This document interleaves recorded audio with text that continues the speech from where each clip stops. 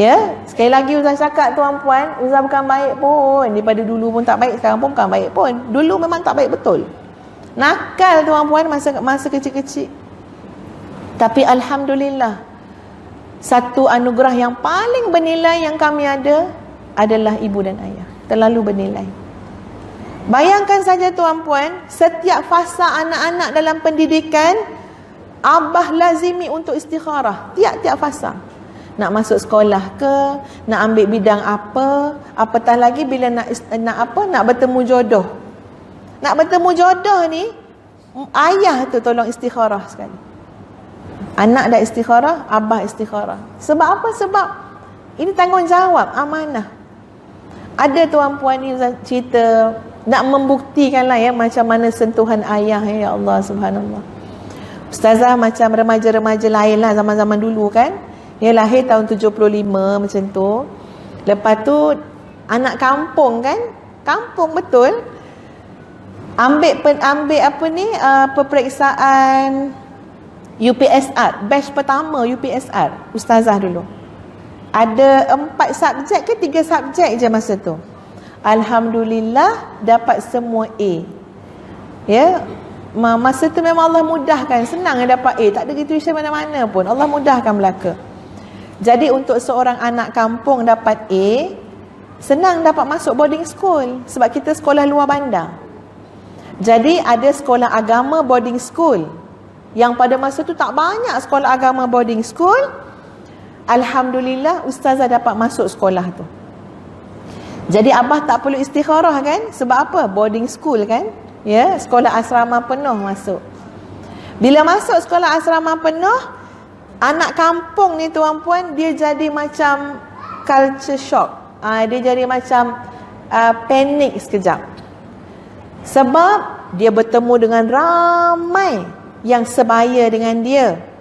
Ya, dalam kelas ustazah tu ramai juga orang Kuala Lumpur. Ustazah ni orang Jempol, orang Negeri Sembilan.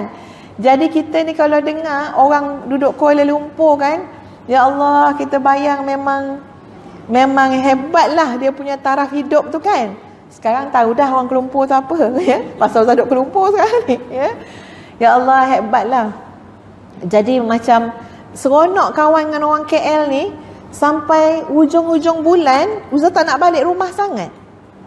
Dia jadi nak ikut kawan ke rumah kat KL tu. Walaupun bila Ustaz pergi kat KL tu, Ustaz terkejut, rumah lebih kecil daripada rumah Ustazah. Puan-puan tahu tak yang rumah setinggan kerinci? Duk mana? Duk Kuala Lumpur. Dia katakan ya. Kata dia ni bawa kita ke mana ni? Nak bawa kita ke mana ni? Ya. Rupanya ke rumahnya. Sekarang tak ada dalam rumah tu ya, dah tukar rumah PPR. Tapi itulah kehidupan. Jadi abah ni berdoa, ni jadi apa anak yang seorang ni? Ya. Doa tak nampak nak jadi apa lagi ni. Berdoa, istikharah, akhirnya buat keputusan drastik. Ustazah tingkatan 2 sekolah asrama penuh, satu pagi nampak kereta abah masuk. Kereta kotak 4 segi Nissan. Ya, bayar cash tu beli 5,000. Puas anak-anak pujuk suruh abah beli kereta. Tak nak berhutang tuan-puan, kumpul sampai dapat duit 5,000, beli kereta. Bukan second hand, tak tahu apa hand dah. Ya. Nampak kereta abah. Selalu kereta yang masuk kereta besar-besar tuan-puan, boarding school tu. Kalau masuk kereta abah yang mana nampak? Kenapa abah datang hari sekolah? Dengar suara nama ustazah dipanggil dekat bilik rehat, jumpa abah sambut dengan senyuman seperti biasa. Sentuhan ajaib seorang ayah, tak pernah lekang senyum dengan anak. Dek, abah cakap, bah kenapa bah datang bah? Ya, dia anak nombor 5 kan? Dengan adik nombor 6 jauh 8 tahun. Dek, abah cakap, bah kenapa abah datang bah? Siap-siap dek, kemas semua barang adik, kita pindah. Gambaran muka abah masa cakap tuan-puan, macam benda tu senang je, tak ada masalah apa. Ya, macam nak pindahkan apa je. Ustazah tak ada kekuatan nak lawan.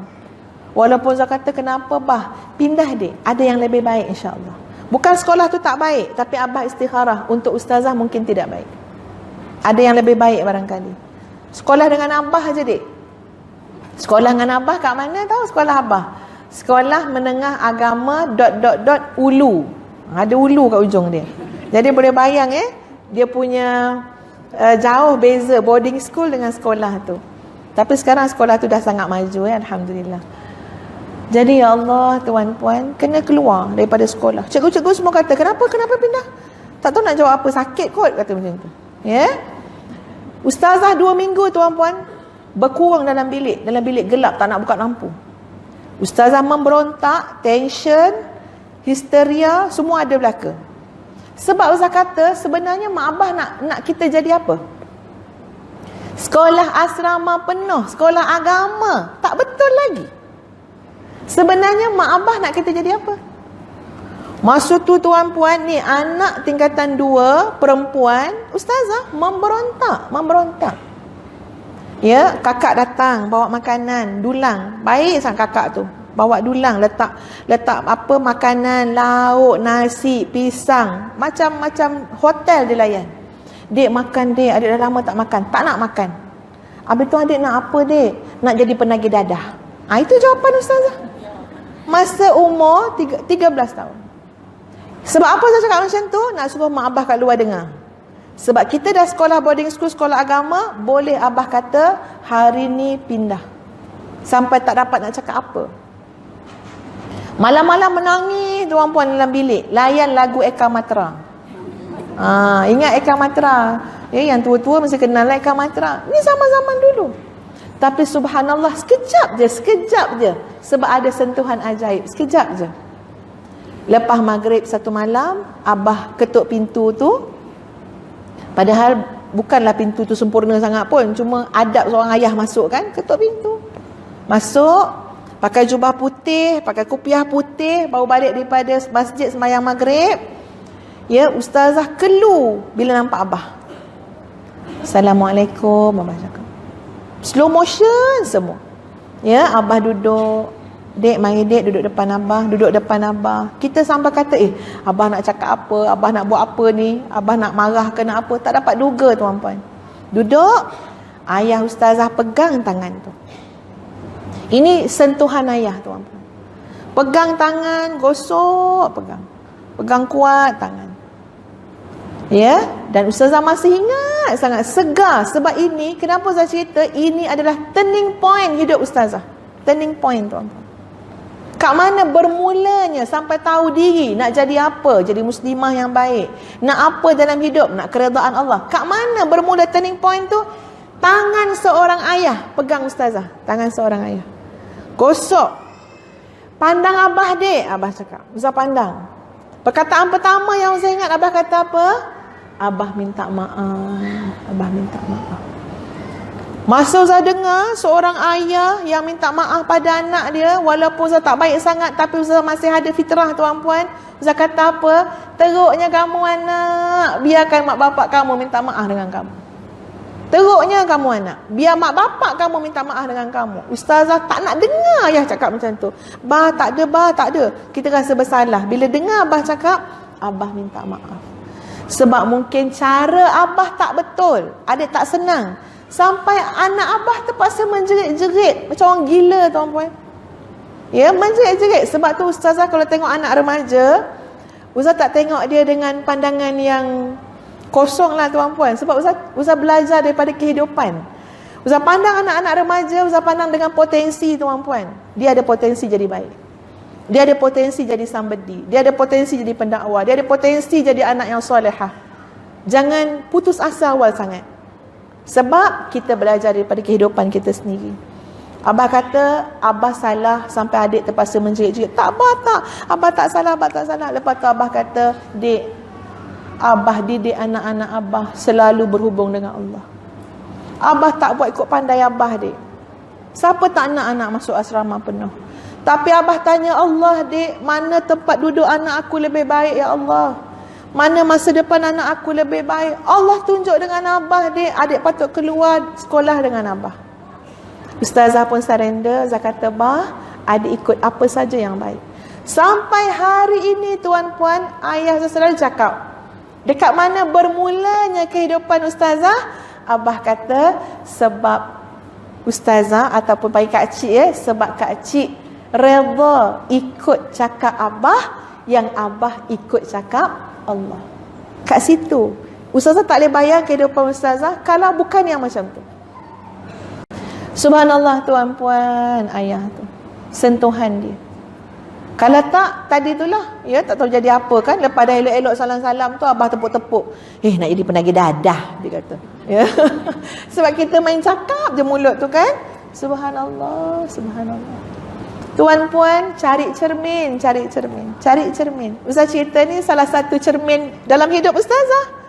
Ustazah didik anak-anak, saya rasa tak berjaya. Sebab apa? Cerminan dia mak bapak kita sendiri. Mak bapak kita buat lebih baik daripada apa yang kita buat. Ustazah ditegur oleh mak. Sebab apa? Sebab pergi gajikan orang untuk ajar Quran pada anak. Mak kata apa? Quran ni mak bapak kena ajar. Nak gajikan orang tu cerita kemudian. Tapi mak ayah kena jadikan itu jariah terbesar. Ajar anak kita Quran. Cermin tuan-puan, cermin. Tapi bila kita hidup tak ada cermin, ikut pandai kita je, ikut suka kita je, ikut selera kita je, dekat mana kita akan rasa rugi? Dunia juga kita berkesempatan barangkali untuk rugi, dan akhirat pastilah juga akan menemui kerugian. Subhanallah tuan-puan, abah tadi tu kan, sampai tua lah, kami tua, ustaz tua, ayah pun tua, perangai dia sama juga. Dia tetap ada sentuhan ajaib. Ustazah 4 hari, 5 hari tak telefon abah. Masa tu tengah sibuk entah apa benda, lupa nak telefon. Selalu ingat tu time mak abah pergi masjid. Jadi tak boleh telefon. Ingat, ni tengah kat masjid, tak boleh nak telefon. Lepas tu kan dah lupa. Jadi satu hari telefon, abah kata abah tengah sakit perut ni. Dia kata muntah-muntah. Ustazah pun kata, ya Allah sian abah. Macam-macam lah cakap dengan abah. Lepas tu letak telefon. Sebab seorang di KL, seorang di Jempol. Dah letak telefon, lama-lama tengok balik handphone, nampak ada mesej masuk. Ayah Ustazah umur 82 tahun, mesej kat Ustazah. Mesej penuh dengan titik tuan-puan. Tak tahu dia apa benda ditekan katnya, titik-titik. Tapi Ustazah boleh baca mesej tu. Abah kata apa? Terima kasih nak, sebab ambil berat pasal abah. Bagi Ustazah tuan-puan, itu sentuhan ajaib. Ayah Ustazah nak tegur Ustazah. Bagi Ustazah ada pendidikan pada ayat tu. Terima kasih nak, ambil berat pasal abah. Tuan-puan boleh nampak apa reflect daripada ayat tu? Sebab Ustaz kata apa? Ya Allah, abah ni berbudi bahasanya. Berbudi bahasanya. Seorang anak yang dah berhari-hari tak telefon pun sebenarnya nak cakap dengan mak, tapi abah angkat. Lepas tu abah cakap, terima kasih ambil berat pasal abah. Berbudinya. Yang tak berbudi siapa? Anak ni. Kenapa? Sampai macam tu sekali seorang ayah terasa sedapnya bila anak kita telefon. Nikmatnya bila anak kita tanya khabar. Bestnya bila kita sakit dapat dengar suara anak kita. Allahu Akbar. Kenapa? Sebab kita jarang-jarang. Sebab kita buat kadang-kadang. Sebab kita buat tidak kerap kali, tidak sentiasa. Sampai mak ayah kita tu terasa sangat lazatnya dapat dengar suara anak. Tapi dia tak sindir tuan-puan. Dia tak didik anak-anak dengan sindiran. Mana anak tak balik ni, nampak dalam TV je. Tak pernah mak ayah tu cakap macam tu. Tak ada sindiran. Tapi abah cakap, terima kasih nak, ambil berat pasal abah. Sampai Ustaz kata apa? Ya Allah, ya Tuhan, siannya abah. Siannya abah, bah. Ada anak macam ni, bah. Ya, anak yang tanya khabar sekali-sekala sampai abah sangat menghargai tanya khabar. Yang sebenarnya bukan tahu pun abah kita sakit. Lebih kurang kebetulan je lah. Tapi ayah kita menghargainya. Ustazah terus susun jadual tuan-puan. Ambil cuti, balik kampung minggu depan tu. Ya, 2 hari duduk kat kampung. Hanya dengan abah tulis, terima kasih nak kerana ambil berat pasal abah. Subhanallah tuan-puan. Bila kita ada cermin, kita tahu kat mana kelemahan kita. Bila kita ada cermin, kita tahu kat mana kita kena baiki diri kita. Ya, dan apa yang Ustazah sebut ini sikit sebanyak cermin-cermin yang Ustazah gunakan dalam hidup. Sehingga kita merasakan jauh lagi, jauh perjuangan kita untuk jadi ibu yang terbaik, isteri yang terbaik. Subhanallah.